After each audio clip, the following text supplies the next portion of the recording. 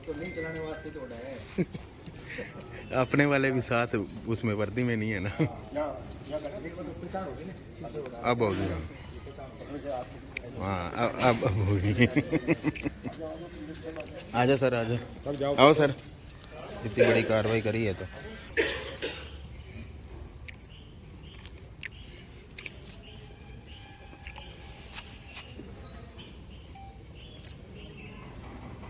ले भी मैं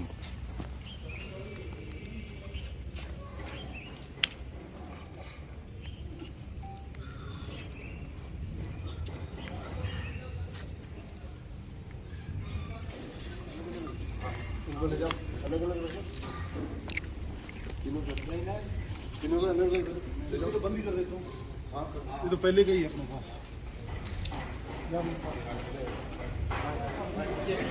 तो सुबह 8:54 पर यहाँ के एक स्थानीय व्यापारी श्री इंद्र कुमार हिसारिया के व्यावसायिक प्रतिष्ठान आड़त की दुकान पर 3 हमलावरों ने फायरिंग की।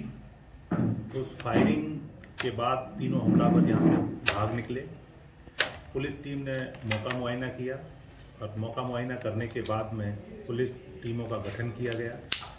12 पुलिस टीमें टोटल गठित की गई। इन पुलिस टीमों ने जो संभावित टेक्निकल एविडेंस, मानवीय आसूचना जो संकलित हो सकती थी उसका संकलन किया।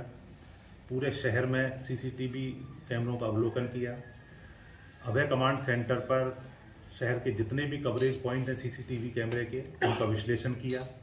उसके बाद हमें जो संभावित पोटेंशियल इनपुट मिला, उसके आधार पर एक सस्पेक्ट जाकिर हुसैन को बीकानेर में छतरगढ़ पुलिस की मदद से हमने कल शाम को दस्तयाब किया था।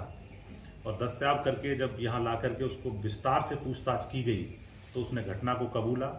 उस घटना में उसकी मोटरसाइकिल कल दौरान नाकाबंदी थाना विजयनगर गंगानगर में चेकिंग के दौरान बिना नंबर प्लेट होने के कारण सीज हो गई। उसकी हमने तस्दीक कर ली है, वो थाने पर सीज शुदा है। उसके बाद में जब पूछताछ के बाद में बाकी 2 लोगों के नाम पते तस्दीक किए गए तो एक का यहाँ से बस में बैठकर जयपुर भागना जानकारी में आया, जिसमें जयपुर में कमिश्नरेट पुलिस के सहयोग से श्रीमान Ajay Pal Lamba additional commissioner commissionerate Jaipur के नेतृत्व में उनकी टीमों ने वहाँ हमारी टीम के साथ सहयोग कोऑर्डिनेशन करके वहाँ पे कई जगह हमने रेड और दबिश की, जिसमें एक महकदीप उर्फ महसू निवासी धक्का बस्ती गढ़साना को दस्तयाब किया गया है। इसी के साथ एक जो यहाँ से मोटरसाइकिल पे बैठ के 2 लड़के जो निकले थे, जिनमें एक जाकिर जो स्वयं मोटरसाइकिल का ओनर भी है, जिसके नाम रजिस्टर्ड है मोटरसाइकिल, उसके साथ में एक युद्धवीर नाम का जो दूसरा लड़का था जो फायरिंग में इन्वॉल्व था। वो जब बैठ के यहाँ गए, रास्ते मोटरसाइकिल सीज हो गई तो वो आगे बस से गए और बस से जाने के बाद में जब इसको छतरगढ़ पुलिस ने वहाँ दस्तयाब किया, उसके बाद में वो वहाँ से मोटरसाइकिल लेके बीकानेर की तरफ निकल गया, जिस पर हमारे डीएसटी की टीम विशन सहाय के नेतृत्व में प्लस एक जंक्शन थाने की टीम दिलीप सिंह एसआई के नेतृत्व हमने यहाँ से रवाना की और बज्जू थाना, दंतौर थाना और रणजीतपुरा थाने से हमने विशेष रूप से मदद ली गई।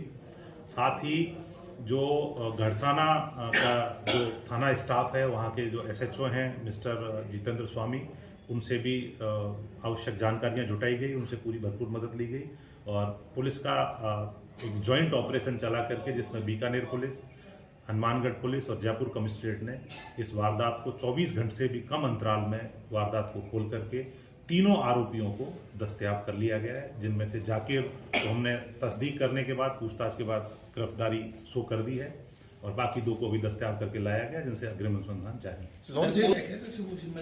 अभी हमें जो अनुसंधान करना अभी इनसे बाकी है, लेकिन सोशल मीडिया के माध्यम से जो पता चला है उसमें ऋतिक बॉक्सर नामक व्यक्ति जो 2021 में भी इंद्र कुमार हिसारिया को धमकी देने के आरोप में वो आरोपी रहा हुआ है, उसका चालान किया है और वो 5 वर्ष के लिए सजा याफ्ता है और अपील के दौरान उसको जमानत मिली है, वो जमानत पे है।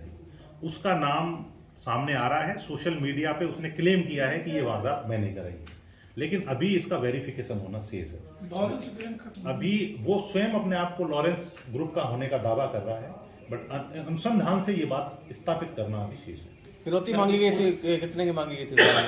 फिरौती के लिए मिस्टर इंद्र कुमार हिसारिया के फोन पे एक वॉइस कॉल के माध्यम से एक मैसेज आया जिसपे उनसे 2 करोड़ रुपए फिरौती की डिमांड की गई। जो बॉक्सर की बात सामने है, इन्वेस्टिगेशन में आते ही सबसे पहला हमारा कदम होगा उसकी जमानत को कैंसिलेशन के लिए हम आवेदन पत्र लगाएंगे, तुरंत प्रभाव से उसकी जमानत कैंसिल कराने का प्रयास करेंगे और मुकदमे में अनुसंधान करके हम उसको आरोपी बनाकर शीघ्र दस्तयाब। जो फॉलोवर्स है, यही सवाल है सर कि ऋतिक बॉक्सर है, इस तरह के और जो देखिए, कुछ फॉलोअर्स को हमने आइडेंटिफाई किया है।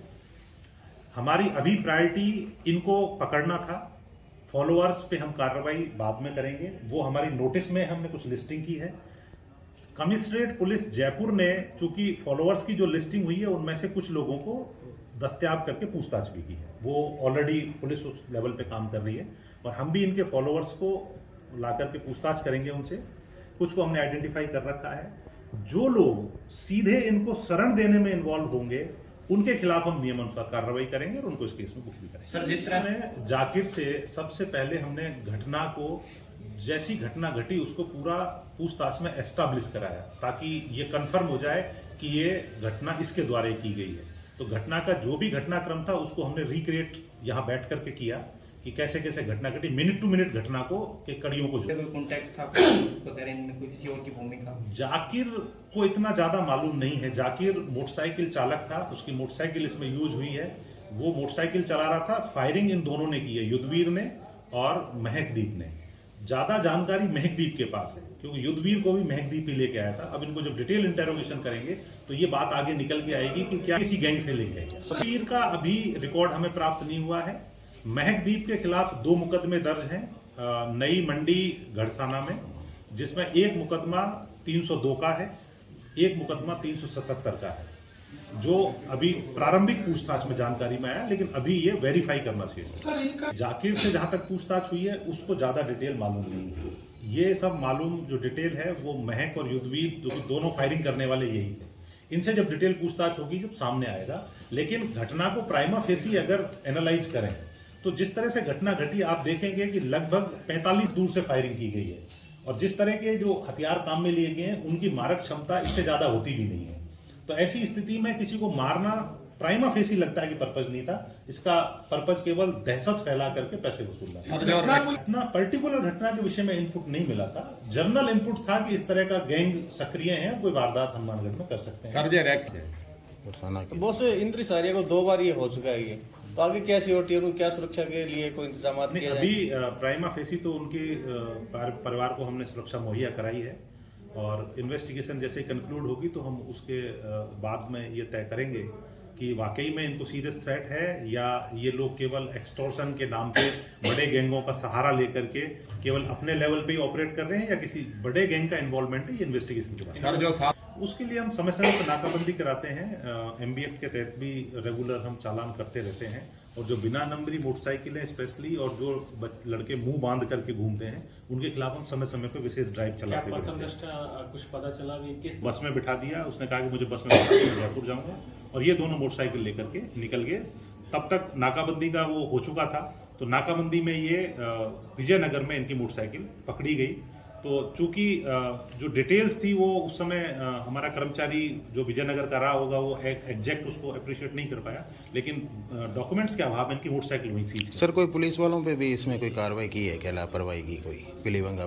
पीलीबंगा और 2 कर्मचारियों के खिलाफ विभागीय कार्रवाई प्रस्तावित की है क्योंकि जो विजयनगर जाके पकड़ा जाना था वो हिसाब से पीलीबंगा में ही पहले ट्रेस होना चाहिए था, क्योंकि इनके पूछताछ में जो आया है इन्होंने जो पीलीबंगा के सामने रूट लिया है और चूंकि पीलीबंगा थाना हमारा मेन रोड पे है और मेन रोड के सामने ही नाकाबंदी लगती है थाने के सामने, तो इतने कम समय में थाने के सामने नाकाबंदी लग जानी चाहिए थी क्योंकि हमारी क्वेस्ट जो थी वो प्रॉपर टाइम में हो गई थी। उच्च अधिकारियों ने मौका प्रॉपर टाइम में देख लिया था। जब हम सब मौके पे थे तो थाने को अलर्ट रहना चाहिए था, थाने की लापरवाही रही है, इसलिए 3 कर्मचारियों को निलंबित किया। एक ASI है, एक धीर सिंह करके ड्राइवर है और एक कांस्टेबल है। 3 नाम हमको पता करके बताते हैं। ठीक है।